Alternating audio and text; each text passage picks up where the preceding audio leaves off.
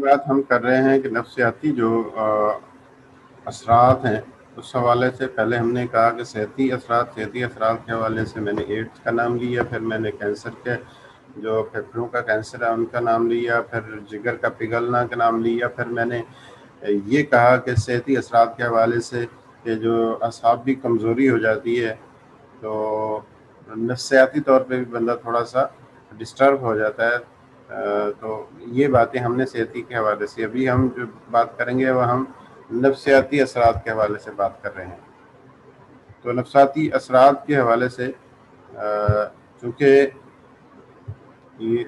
اخلاق کی بے راہ روی سے نفسیاتی بے چینی اور اندرونی بے قراری پیدا ہوتی ہے، کیونکہ بے راہ روی کا شکار انسان ہمیشہ جو ہے وہ گمراہی اس کا مقدر ٹھہرتی ہے۔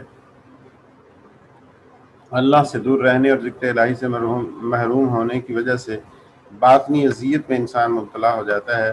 تو ذکر الہی سے دور رہنے کی وجہ سے اس کی بے چینی اور بے قراری مزید شدت اختیار کر لیتی ہے۔ اللہ رب العالمین نے سورہ زخرف آیت نمبر 36 میں ارشاد فرمایا وَمَن يَعْشُ عَن ذِكْرِ الرَّحْمَنِ نُقَيِّضْ لَهُ شَيْطَانًا فَهُوَ لَهُ قَرِينٌ۔ ترجمہ اس کا اس طریقے سے ہے، اور جو شخص رحمان کی یاد سے غفلت کرے ہم اس پر ایک شیطان مقرر کر دیتے ہیں، وہی اس کا ساتھی ہوتا ہے۔ یعنی ہمیشہ پھر وہ اس کی فکر، اس کی جو سوچ ہوتی ہے اس کے اوپر شیطانی وسواس کا جو اثرات مرتب ہو جاتے ہیں، اور پھر اس کے خیال جو ہیں وہ ہمیشہ بری سائڈ کی طرف ہی جاتے ہیں، کیونکہ وہ اللہ کے ذکر سے غافل ہو چکا ہوتا ہے۔ تو اللہ رب العالمین نے جو سورہ رات کے اندر آیت نمبر 28 کے اندر ارشاد فرمایا کہ الذین آمنوا وتطمئن قلوبهم بذکر اللہ الا بذکر اللہ تطمئن القلوب، جو لوگ ایمان لائے ان کے دل اللہ کے ذکر سے ہی اطمینان حاصل کرتے ہیں۔ خبردار کہ دلوں کی جو تسلی ہے، دلوں کا جو اطمینان ہے وہ اللہ کے ذکر سے ہی ہے۔ تو جو اللہ کے ذکر سے غافل ہو جاتے ہیں وہ ان کے دلوں کا اطمینان بھی چھن جاتا ہے، ان کی بے قراری بڑھ جاتی ہے۔ تو اس میں جو بے قراری کے بڑھ جانے میں جو بیماریاں اور زیادہ جو لاحق ہوتی ہیں ان میں سے چند ایک کا یہاں پہ ذکر کیا جاتا ہے۔ ان بیماریوں میں سے جس طرح رب العالمین نے سورہ حجر کے اندر آیت نمبر 42 میں ارشاد فرمایا ان عبادی لیس لک علیہم سلطان الا من اتبعک من الغاوین۔ ترجمہ کیا ہے؟ میرے بندے پر تجھے کوئی غلبہ نہیں، لیکن ہاں جو گمراہ لوگ تیری پیروی کریں۔ یعنی شیطان کو کہا کہ جو میرے ہوں گے ان پہ تو کبھی بھی جو ہے وہ حاوی نہیں ہو سکتا، ان کے اوپر کبھی بھی تو کمانڈ نہیں ڈال سکتا، لیکن جو تیرے ہوں گے ان کے اوپر، یعنی جو تیری سائڈ پہ جائیں گے ان کے اوپر تو اپنی کمانڈ ڈال سکے گا۔ تو پہلا امپیکٹ جو نفسیاتی طور پہ پڑتا ہے وہ وسوساس، شیطانی وسوسوں کا آ جانا۔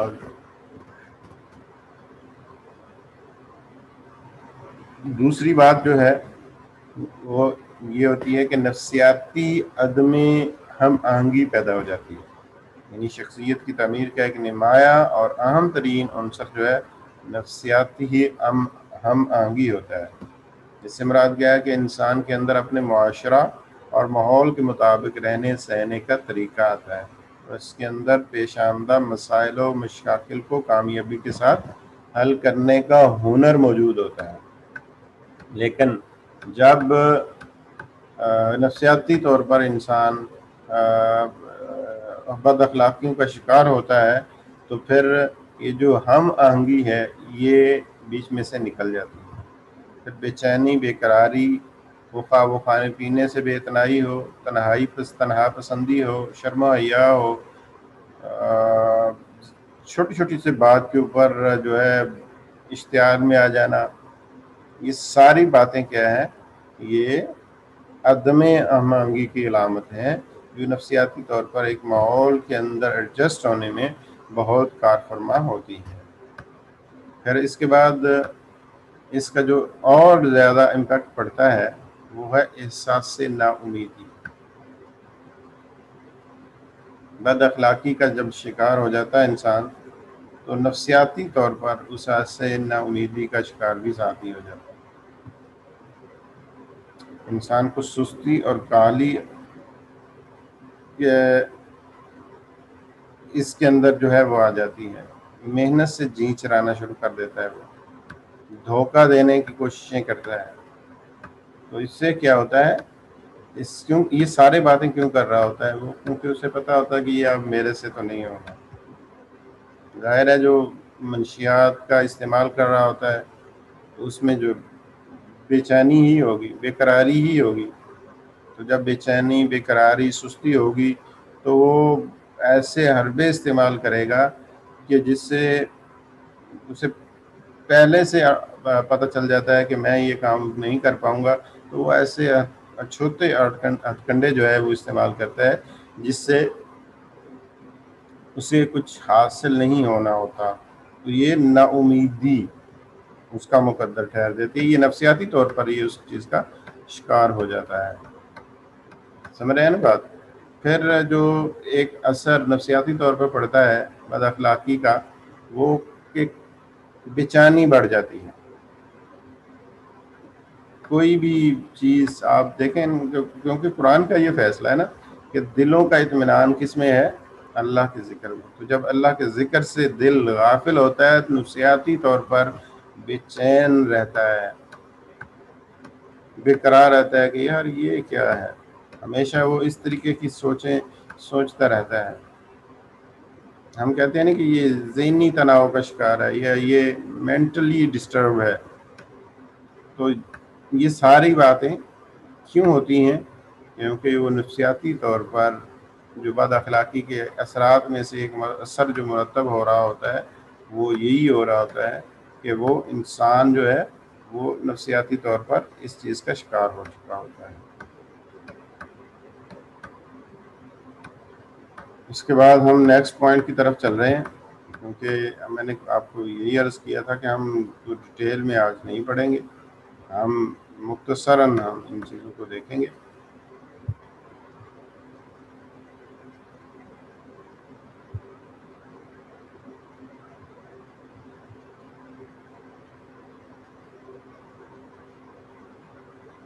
اگلا پوائنٹ ہمارا سماجی اثرات کا ہے. تو سماجی اثرات میں یعنی بد اخلاقی کے جو سماج کے اوپر اثرات مرتب ہوتے ہیں، وہ خواہ وہ بالواسطہ ہوں یا بلا واسطہ ہوں، یہ سماج اور ماحول پر جو اخلاقی بے راہ روی کے جو اثرات مرتب ہوتے ہیں، یعنی اخلاق کی بگاڑ سے معاشرے میں انتشار و افتراق پیدا ہوتا ہے.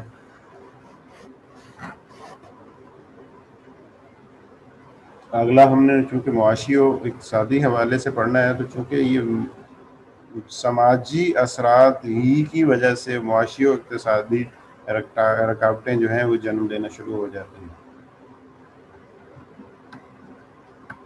یہاں پہ مختصراً ہم یہ بات کریں گے کہ سماجی جو اثرات ہیں بد اخلاقی کے سماج کے اوپر، معاشرے کے اوپر جو اثرات پڑتے ہیں، پہلی بات کیا ہے کہ عذاب الہی کا نزول ہوتا ہے. جب معاشرہ بد اخلاقی کی لت میں مبتلا ہو جاتا ہے تو جو سماجی امپیکٹ، سماج کے اوپر جو اثر پڑتا ہے وہ کیا ہوتا ہے کہ اس کے اوپر عذاب الہی آ جاتا ہے. رسول اللہ صلی اللہ علیہ وآلہ وسلم نے زنا کے بارے میں ارشاد فرمایا، جب زنا اور رشوت کسی قوم میں عام ہو جاتی ہے تو گویا وہ خود پر عذاب الہی کو نازل کر دیتے ہیں.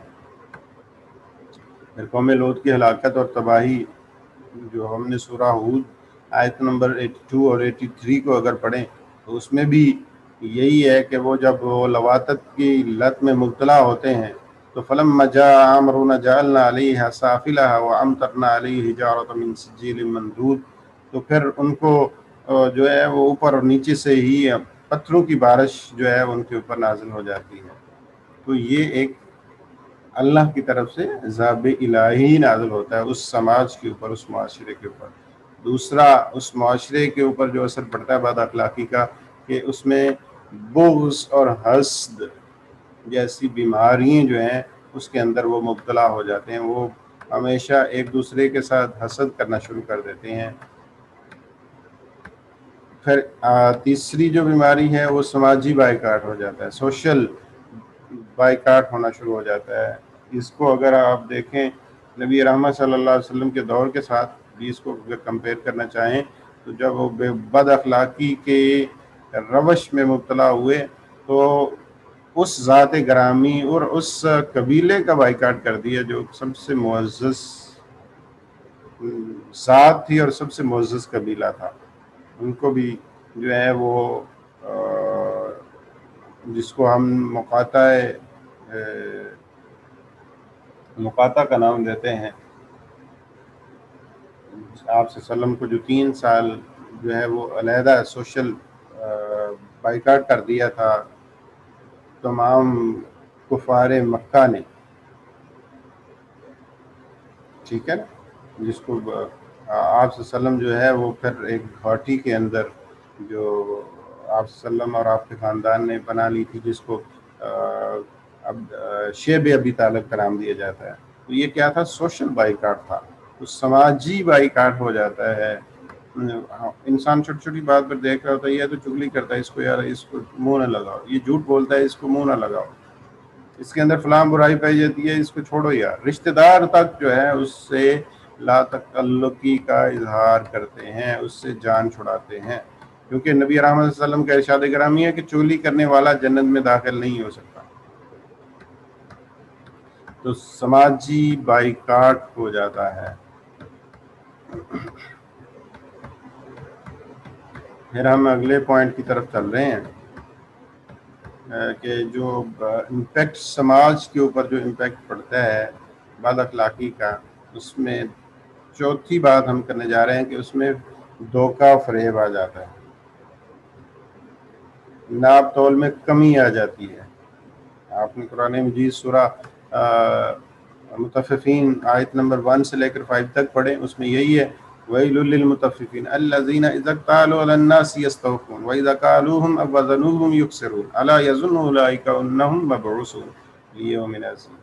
وہ کیا کرتے ہیں جب وہ بد اخلاقی اس معاشرے کا مقدر بن جاتی ہے تو وہ جو معاشرتی جو امپیکٹ پڑتا ہے سماج کے اوپر، جو اس کا اثر پڑتا ہے، وہ کیا ہوتا ہے الذین اذا اکتالوا علی الناس یستوفون. جب وہ لوگوں کے ساتھ ناپ تول کا معاملہ کرتے ہیں تو وہ کیا کرتے ہیں؟ پورا نہیں کرتے، وہ کم تولتے ہیں، ناپ تول میں بھی کم تولتے ہیں. تو یہ سوشل جو ہے وہ امپیکٹ ہے یہ سماج کا.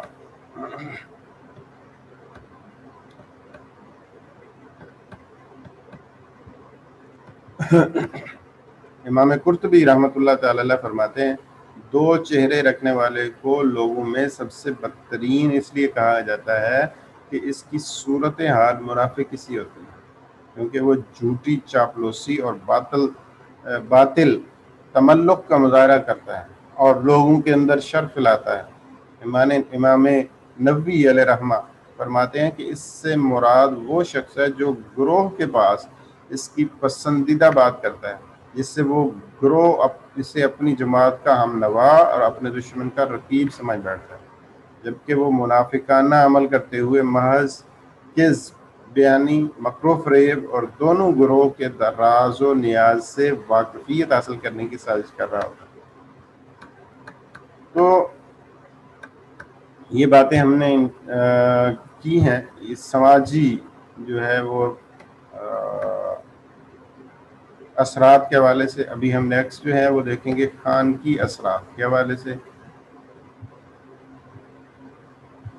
خانگی اثرات میں یعنی جو انسان کا جو خاندانی سسٹم ہے جو وہ کس طریقے سے بد اخلاقی کی وجہ سے ڈسٹرب ہوتا ہے، کہ جب کسی خاندان کے افراد کے اندر اخلاقی برائیوں میں جو گرفتار ہوتا ہے تو اس کا اثر بلا واسطہ طور پر خاندان کے اوپر پڑتا ہے۔ اس کی وجہ سے لمبے وقفے تک اہل خاندان کا ایک ساتھ رہنا اور ان پر عائد ہونے والی ہم باہمی ذمہ داریوں کا سنگین ہونا، جسے نبی رحمت صلی اللہ علیہ وسلم نے فرمایا کہ تم میں سے ہر ایک نگہبان ہے، کلکم راعٍ وکلکم مسئول عن رعیتہ، جو نبی رحمت صلی اللہ علیہ وسلم نے ہر ایک کو ایک خاندان قرار دیا اور اس خاندان کے تمام افراد میں سے ایک کو اس میں سے مسئول عنہ بنا دیا، نگہبان ہے اور نگہبان میں سے اس کے بارے میں پوچھ گچھ ہوگی۔ اگر عورت اور مرد کا رشتہ بنایا تو اس میں کہا کہ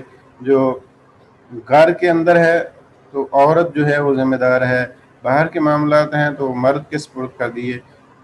آقا اور مولا کی حیثیت سے دیکھا جائے، پھر سوسائٹی کے اندر، پھر اگر اس کو پورے ملک کے حساب سے لیا جائے تو جو حکمران ہے، وزیر اعظم ہے اور پھر رعایا ہے، تو یہ ساری باتیں ہیں۔ حضرت ابن عمر رضی اللہ تعالیٰ عنہ نے فرمایا کہ میرے خیال ہے کہ آپ صلی اللہ علیہ وسلم نے یہ بھی فرمایا کہ انسان اپنے باپ کے مال کا نگران ہے اور اس کی رعیت کے بارے میں اس سے بعض پرس ہوگی، سوال ہوگا، اور تم میں سے ہر ایک شخص نگران ہے اور سب اس کی رعیت کے بارے میں سوال ہوگا۔ اب خاندان پر اخلاقی برائیوں کے جو برے اثرات مرتب ہوتے ہیں وہ کون کون سے ہو سکتے ہیں؟ نمبر 1، ذمہ داری کا بار مزید گراں اور بوجھل ہو جاتا ہے، بڑا مشکل لگنا شروع ہو جاتا ہے۔